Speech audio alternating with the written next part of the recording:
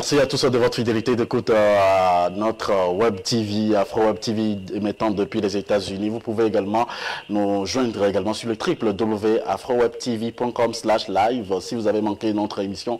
Et toutes les émissions sont en replay sur notre chaîne YouTube. Nous avons également pour ce débat épineux, donc Dr Omar Rickson, qui est acteur politique, activiste et également donc membre de la DMK que nous recevons pour nous faire l'état des lieux de la DMK aujourd'hui.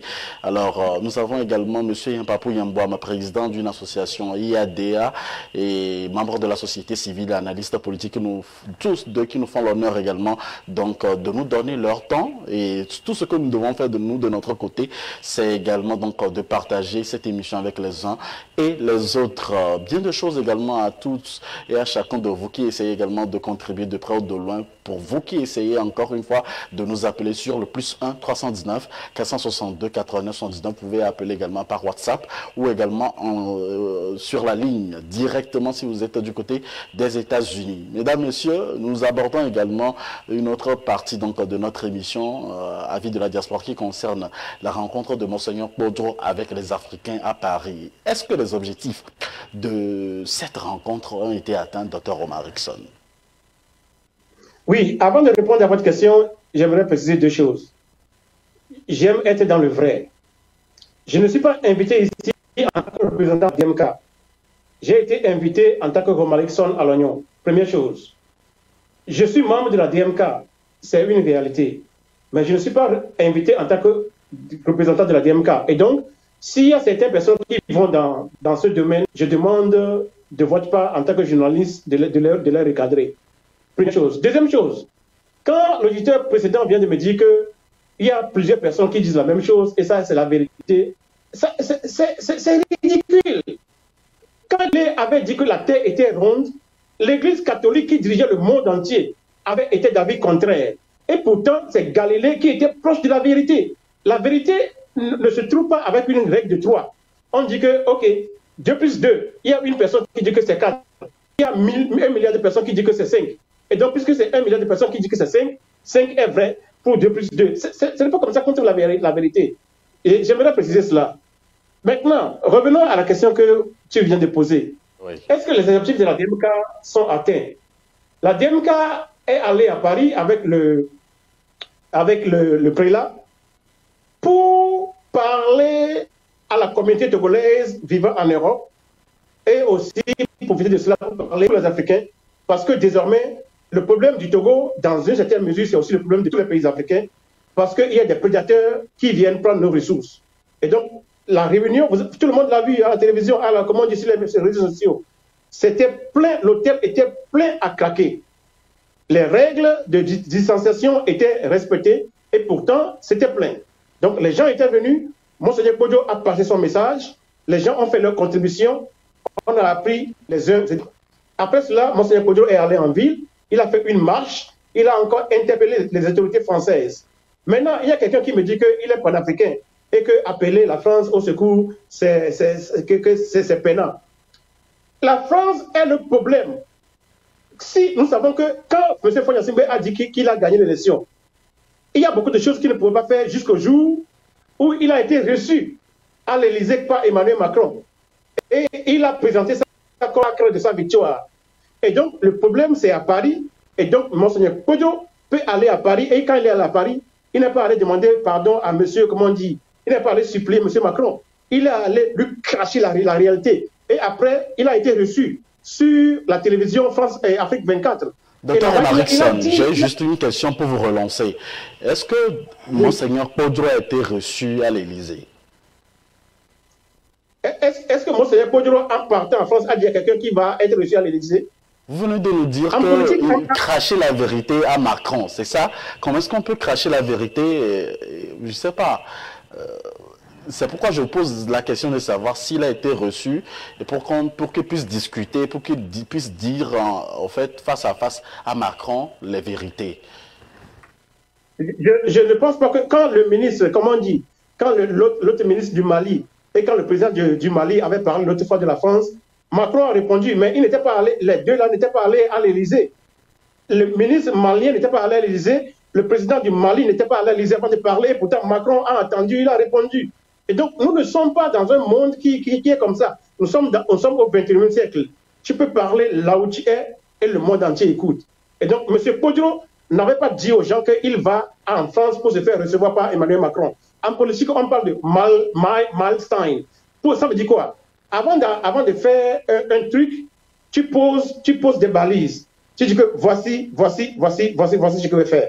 Maintenant, quand tu as l'opportunité, les gens vont te mesurer avec les choses que tu as promises. Si Monseigneur Podro avait dit aux gens qu'il allait en France pour être reçu par Macron et qu'en fin de compte, il ne l'est pas, là, on peut le critiquer, on peut l'accuser pour cela. Mais il ne l'a jamais dit. Nous ne critiquons pas Monseigneur Podro.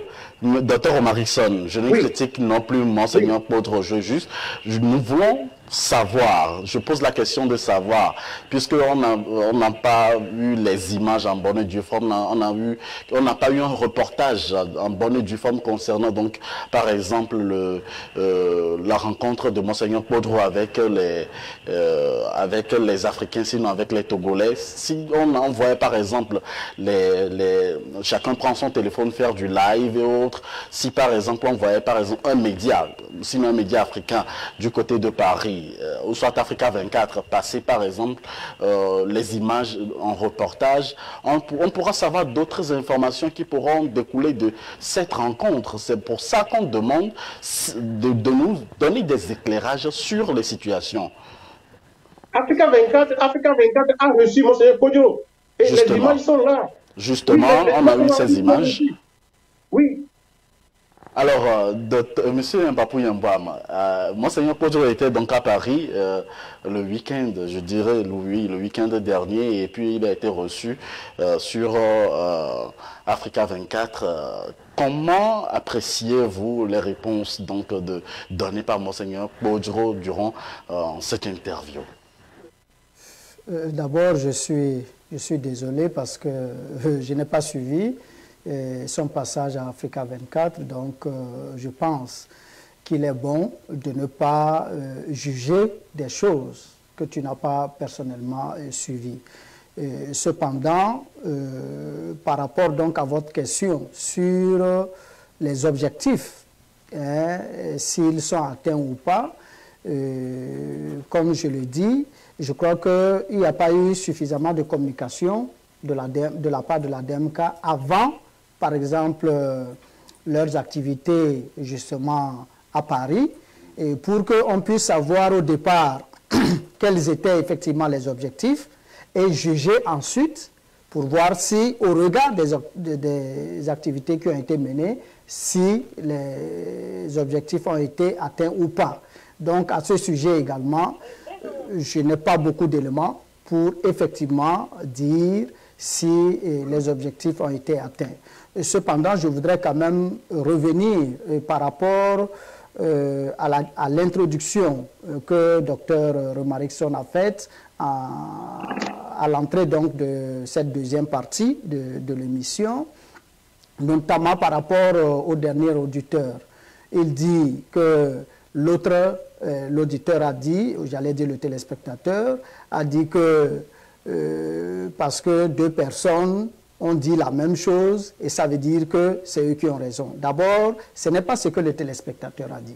Le téléspectateur a dit qu'il va falloir que vous appreniez à écouter les Togolais, que le premier intervenant était un Togolais et que moi aussi je suis un Togolais et qu'à ce titre, vous devez nous écouter. Il n'a pas forcément dit que nous avions raison par rapport à ce que nous étions en train de discuter. Ça, c'est la première des choses. La seconde des choses, quand vous dites que ce qu'il dit est ridicule, parce qu'il trouve que, parce que deux personnes ont dit quelque chose et que c'est forcément la vérité, vous dites que c'est ridicule, je vais vous demander alors de savoir pourquoi vous êtes d'accord pour la démocratie.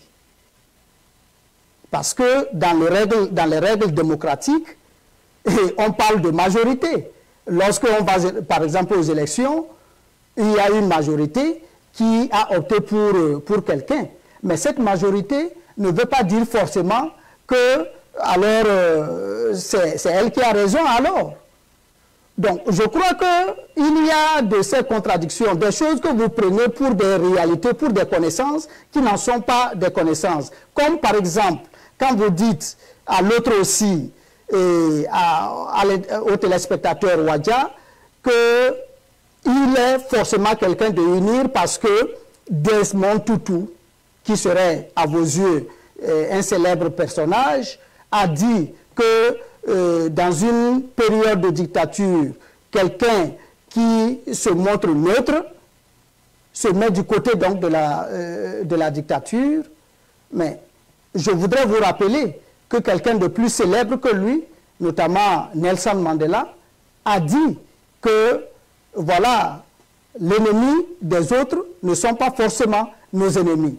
Bon, vous comprenez, quand vous vous basez sur des opinions d'individus, des gens, pour en réalité venir transposer cela comme des connaissances, comme des réalités, aussi bien Desmond Tutu que Nelson Mandela, c'était des individus comme vous et moi qui s'exprimaient en fonction d'une situation précise. Mais quand vous en faites une règle générale, je crois que ça n'honore pas votre respectabilité. Et donc, je pense que ce que les uns et les autres essaient juste de dire, le présentateur l'a dit, personne n'est contre la DMK, d'accord? Personne n'est contre l'avancement, personne n'est contre l'avancement de notre pays, d'accord? Personne ne déroule non plus le tapis rouge pour le parti au pouvoir au Togo en ce moment. Mais nous disons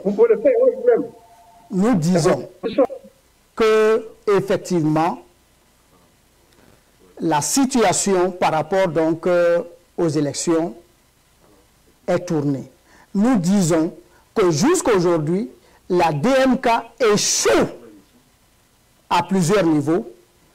Un, a démontré qu'elle a gagné les élections. Deux, a déroulé un projet de société.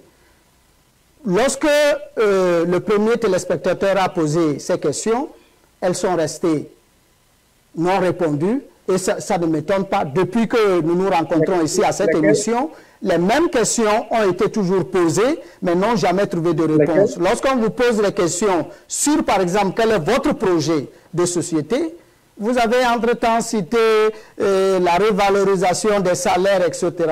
Il ne faut pas confondre des, comment on appelle ça, des promesses électorales à un projet de société. Un projet de société, de manière concrète, c'est lorsque vous annoncez justement une amélioration quelconque dans un domaine précis et que vous expliquez comment, par quel processus vous parviendrez justement à mobiliser les moyens nécessaires pour rendre cela possible.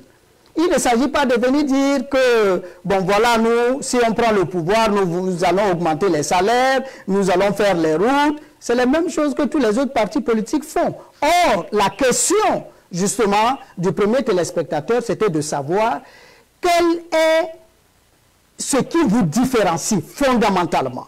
Qu'est-ce que vous faites fondamentalement qui est différent de ce que le parti au pouvoir et les autres partis politiques d'opposition font au Togo? Merci, donc, monsieur. Voilà des questions fondamentales et que vous ne parvenez jamais à indiquer, et que ce soit sur les projets de société et tous les autres, mais vous voulez qu'on dise que vous êtes celui-là qui dise la vérité, il faut qu'on accepte ça comme ça. Merci, monsieur Mpapo, pour votre analyse aussi. Alors, monsieur Dr Romarickson, nous allons recevoir un auditeur en ligne. Auditeur, bonjour. Oui, bonjour Moïse. Je salue tous les deux panélistes qui sont sur le plateau, précisément le frère Romaric et le frère Mpapo. Oh, allez-y pour votre intervention. Oui, Moïse, personnellement, je suis un peu déçu par la portée, sinon la lutte qui est en train de prendre le débat du jour. Puisque, consciencieusement, nous sommes tous en Occident, nous sommes tous à la diaspora. Nous connaissons tous bien le mal et le bien. Si aujourd'hui, notre jeunesse africaine laisse encore limiter dans ce genre de débat entre nous jeunes, eh bien, nous sommes en train de la vie d'avancer. à l'oppresseur, au maître colon, qui ne va cesser de nous exploiter. Aujourd'hui, à mon avis, le débat, le niveau où il est aujourd'hui, nous, conscientement, nous, la jeunesse, nous devons dépasser ce niveau. Comment ne pas essayer de trouver un compromis entre nous-mêmes pour essayer de construire quelque chose de potable à l'avenir. Parce que, il faut que je le répète, nous sommes conscients de ce qui est bien, de ce qui n'est pas bien. Je ne suis contre les prises de parti de qui que ce soit, mais ouvrons un peu nos idées, essayons de comparer ce qui se fait ailleurs pour la bonne promotion de la gestion de la chose publique et faisons cette même comparaison par rapport à ce que nous connaissons dans nos divers pays africains. Il faut qu'aujourd'hui la jeunesse africaine parvienne à unir ses forces intellectuelles pour faire partir le colon. Parce que quoi, nos pays africains sont pilotés à partir des grandes capitales occidentales.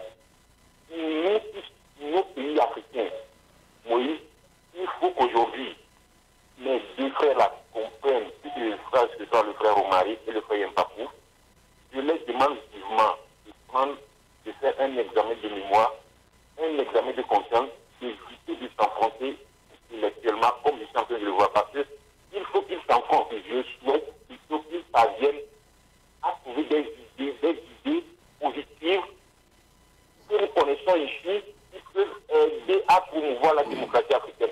Non, ce que nous sommes en train, ce que je suis en train de voir là, chacun connaît chacun conscient du bien, chacun conscient du mal. Et c'est la petite compétition que je vais faire. Merci. Merci à vous de nous avoir appelés. Vous pouvez également, vous aussi les amis internautes et auditeurs, nous appeler sur le plus 1 319 462 89 79. Nous sommes avec Dr Romarickson et M. Yempapou Yembouam. Alors, ma question pour Dr Romarickson, c'est de savoir, est-ce qu'avec cette méthode que la DMK utilise en ce moment, elle peut arriver à ses fins? Ok. Vous avez dit que nous sommes en démocratie. Il n'y a pas de problème. Il y a quelqu'un qui a dit que la DMK devait tourner la page. Comme l'a dit M. Yempapou, que la DMK doit se concentrer sur l'élection prochaine. Est-ce que la DMK est la seule entité politique au Togo? Si la DMK lutte pour la libération du Togo et vous constatez qu'elle n'arrive pas à faire, et vous qui vous dites être Togolais et qui vous cherchez aussi le changement, que faites-vous? Donc en 2020, en 2025, il faut que M. Yempapou aussi aille à l'élection présidentielle. Nous serons derrière lui. Et puisqu'il sait mieux faire les choses, on sera derrière lui. Et si c'est lui qui va porter le changement, pourquoi pas? Au lieu de se caser quelque part et de souvent critiquer les gens qui sont en train de faire quelque chose, il faut faire la proposition. Vous savez, quand tu critiques, bon, je parle toujours des exemples qui sont concrets. Quand j'étais étudiant, quand on nous donne un livre de sciences politiques à lire et à critiquer, chaque fois, après avoir lu le livre, il faut redonner ce que l'auteur a écrit. Maintenant, après cela, il faut critiquer. Après avoir critiqué, maintenant, donner des propositions qui vont améliorer les choses. Voilà en quoi on reconnaît un intellectuel. Maintenant, vous dites que la DMK n'arrive pas, que la DMK a tourné la page. Ok. Dr Romarickson, nous avons un auditeur en ligne et je vais vous donner votre minute pour expliquer tout ce que vous avez à dire. Ne vous inquiétez pas. Auditeur en ligne, allô, bonjour. Bonjour, j'aimerais intervenir dans l'émission. Vous êtes en direct. Avant de prendre position, j'ai essayé de faire un peu le tour de la sous-région, surtout les pays qui sont limitrophes au Togo. Quand je parle des pays qui sont limitrophes au Togo, du Burkina Faso, du Bénin, du Ghana, de la Côte d'Ivoire. Mais pourquoi les choses marchent dans ces pays et les choses ne bougent pas au Togo? La seule différence entre ces pays et le Togo, c'est que ces pays ont connu un semblant d'alternance à la tête de l'État. Quand j'étais au Bénin, j'ai appris une histoire qu'il y avait une autoroute que les Béninois voulaient que Yahi Boni construise. Et Yahi Boni disait qu'il n'y avait pas l'argent, qu'il fallait s'endetter. Quand Talon est venu en 5 ans, Talon a construit cette autoroute avec l'argent du coton qui a fait une fierté des Béninois. Maintenant, le Bénin a plus d'autoroutes que le Togo. Il y a 30 ans, on ne peut même pas comparer le Bénin et le Togo. Togo. Alors pourquoi les gens évoluent là-bas? Pourquoi nos sœurs? Moi, je prends un taxi pour aller au Bénin et toutes les filles dans le taxi sont togolaises, elles vont travailler dans les bars béninois parce que là-bas on était 35 000 francs quand dans les bars togolais on était 25 000 francs CFA par mois. Mais pourquoi nos sœurs fuient le Togo pour aller vivre au Bénin quand avant c'est les Béninois qui fuyaient le Bénin pour venir au Togo? La seule différence c'est que le Bénin a connu des alternances politiques. Des hommes sont venus, ils ont fait des trucs différemment alors que le Togo, les hommes, on a juste connu un seul régime, du père au fils. Disons-nous la vérité. Tu vas à l'hôpital, tu dis que tu as la fièvre. Quand tu dis que tu as la fièvre, le palu te donne la fièvre, Covid te donne la fièvre, l'hépatite te donne de la fièvre. Avant que le docteur te soigne cette fièvre, parce que moi je vais te faire des analyses pour voir exactement quel genre de maladie te donne la fièvre. C'est ça le problème togolais. Quand on fait les analyses au Togo, le Togo est le seul pays de la sous-région qui n'a pas encore connu une alternance politique à la tête de l'État. Donc tout ce que nous faisons au Togo ne marche pas. Alors faisons l'alternance politique. Donnons une chance à quelqu'un d'autre de gouverner le Togo et voilà le changement. Ce que nous appelons en disant que c'est les faits divers, mais il y a trop de ces faits divers là au Togo, c'est ce qu'on nous dit. Quand on tue beaucoup les Noirs, on tue les Noirs partout. Les États-Unis ne sont pas le seul pays où on tue les Noirs, on tue les Noirs au South Africa, on tue les Noirs en Europe. Mais quand aux États-Unis, on tue plus les Noirs que dans les autres pays, les gens parlent, on parle du racisme noir aux États-Unis. C'est le pays qui est pointé du doigt parce que ici, quand tu es noir, tu te promènes dans un quartier des Blancs, on peut te tirer dessus. On fait ça plus que dans les autres pays. Donc quand il y a quelque chose qui se passe tout le temps dans un seul pays, tout le temps c'est au Togo, il y a des élections avec problème. Tout le temps c'est au Togo, il y a des morts dans les hôpitaux. Tu vas dans les hôpitaux, tu es obligé de dormir par terre. Tout le temps c'est au Togo, qui a la vie chère, mais le pays s'achète des armes. On fait des partenariats pour acheter des avions de guerre. Quand les gens meurent de faim, c'est au Togo que le SMIC est à 25 000 à 35 000 francs et que les jeunes Togolais sont partout, au Mali, au Burkina Faso, au Ghana. On se demande, mais on fait des analyses plus profondes pour savoir quel est le problème togolais. Et le problème togolais, c'est un régime qui dure et qui perdure. Deuxième point, quand de Togo, tu vas nommer, tu te promènes, tu vois, tu sens la misère. Si aux États-Unis, le Togo est toujours placé dans les trucs de green business, bon budget, il y a toujours plein de noms. C'est un truc que le FMI et la Banque mondiale aiment publier chaque année ou chaque 6 mois pour dire que ces pays vont bien, ils avancent bien.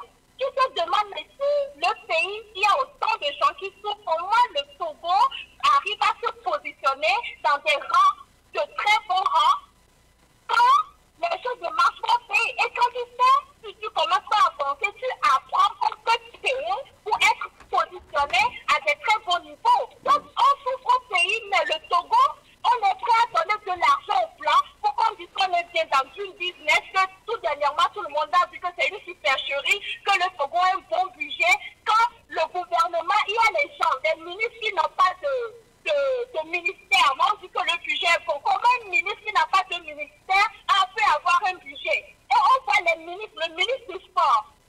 Le football togolais a un petit problème. Le ministre du sport ou madame la ministre du sport n'a pas pu dégager un fonds pour s'occuper des joueurs. Elle fait 7 jours de prière.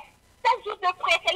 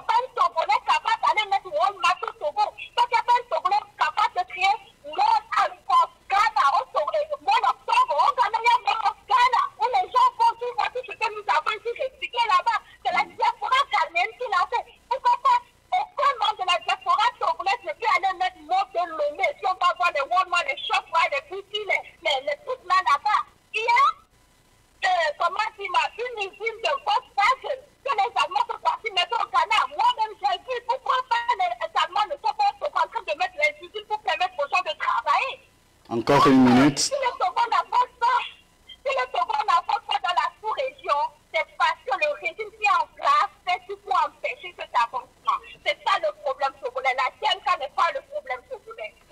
Merci. Merci beaucoup à vous de nous avoir appelés, surtout les femmes qui, quand on aime entendre également les voix féminines également dans cette émission, c'est à encourager. Alors, c'est votre avis aussi, votre avis nous intéresse dans cette émission. Vous pouvez nous appeler sur le plus 1 319 462 89 79. C'est pour tout le monde. Nous recevons toutes, gouvernants, opposition, membres de la société civile, docteurs et tout le monde de nationalité africaine. Vous êtes au bon endroit pour écouter également les meilleurs sujets qui concernent l'Afrique. Aujourd'hui, on parle du Togo et c'était donc Dr Omar Rickson qui avait la parole. Docteur, terminez votre intervention.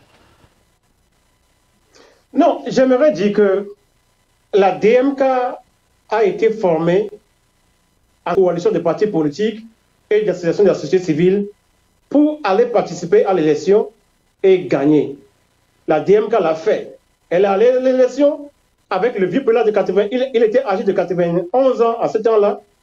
Il avait fait la démarche du sud jusqu'au nord. Il a été suivi.